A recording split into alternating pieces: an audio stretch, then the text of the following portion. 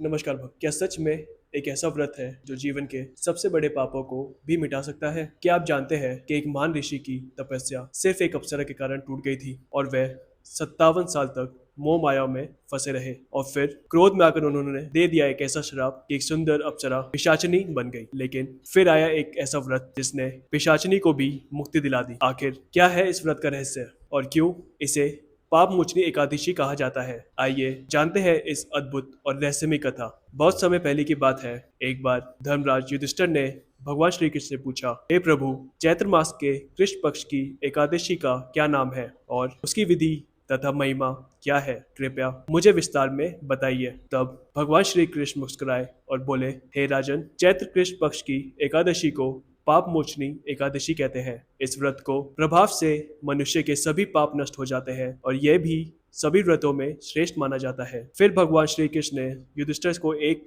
प्राचीन कथा सुनाई। लेकिन इस कथा में ऐसा क्या हुआ कि एक महान ऋषि की तपस्या ही टूट गई? आगे जो हुआ वह सच में चौंका देने वाला है। बहुत समय पहले चित्ररथ नाम का एक अत्यंत सुंदर और रमणीय वन था। इस वन में देवराज इंद्र, गंधर्व और अप्सराएं अक्सर विहार करने आते थे। चारों ओर सुगंधित फूल, मधुर संगीत और स्वर्ग जैसा वातावरण रहता था। उसी वन में मेघावी नाम के एक महान ऋषि कठोर तपस्या कर रहे थे। वे भगवान शिव के परम भक्त थे और गहन ध्यान में लीन रहते थे। लेकिन शायद ऋषि को भी नहीं पता था कि उनकी तपस्या की परीक्षा अब होने वाली है। देवताओं के लोक में जब यह बात पहुंची कि एक ऋषि की तपस्या बहुत शक्तिशाली हो रही है, तब कामदेव ने उनकी तपस्या भंग करने की योजना बनाई। उन्होंने एक अत्यंत सुंदर अप्सरा मंजुघोषा को बुलाया। कामदेव बोले, हे मंजुघोष, तुम अपने नृत्य और संगीत से इस ऋषि का तप भंग करो। मंजुघोषा चित्ररथ वन में पहुंची। उसने मधुर स्वर में गाना शुरू किया, बीना बजाई और सुंदर नृत्य करने लगी। उसकी सुंदरता और मोहक आवाज देखकर युवा ऋषि का मन विचलित हो गया और यही से शुरू हुई वह घटना जिसने एक महान तपस्वी का पूरा जीवन ही बदल दिया। धीरे धीरे मेघावी ऋषि का ध्यान भंग हो गया। वह मंजू घोषा के मोह में पड़ गए। दोनों साथ रहने लगे और प्रति क्रीड़ा में समय बिताने लगे। समय इतना तेजी से बीता कि ऋषि को पता ही नहीं चला। कहा जाता है कि पूरे 57 वर्ष इसी मोह माया में बीत गए। सोचिए, एक तपस्वी ऋषि को यह भी पता नहीं चला कि 57 साल गुजर गए। एक दिन मंजू घोषा ने ऋषि से कहा, हे मुनिवर, अब मुझे देवलोक वापस जाने की अनुमति दीजिए। ये सुनते ही मेघावी ऋषि को अचानक होश आया। उन्हें एहसास हुआ कि उन्होंने अपनी वर्षों की तपस्या खो दी है। उनका मन क्रोध से भर गया और अब जो होने वाला था उसने पूरी कहानी को एक भयंकर मोड़ दे दिया। क्रोधित होकर ऋषि बोले, हे दुष्ट, तूने मेरी तपस्या भंग कर दी, इसलिए मैं तुझे श्राप देता हूँ कि तू पिशाचिनी बन जाए। ऋषि के श्राप से मंजू घोषा तुरंत पिशाचिनी बन गई। श्राप सुनकर मंजू घोषा कांपने लगी। वह रोते हुए बोली, हे मुनिवर,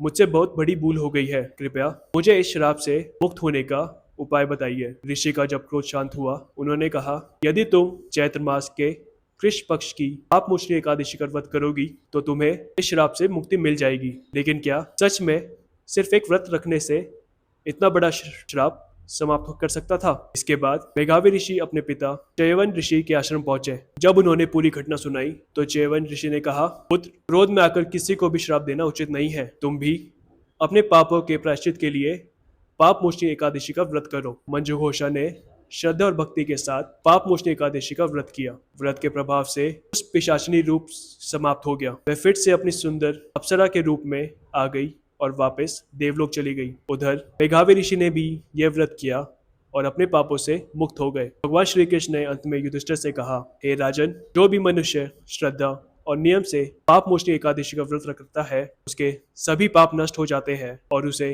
भगवान विष्णु की कृपा प्राप्त होती है। तो भक्तों, यही है पाप मोचनी एकादशी की पवित्र और अद्भुत कथा।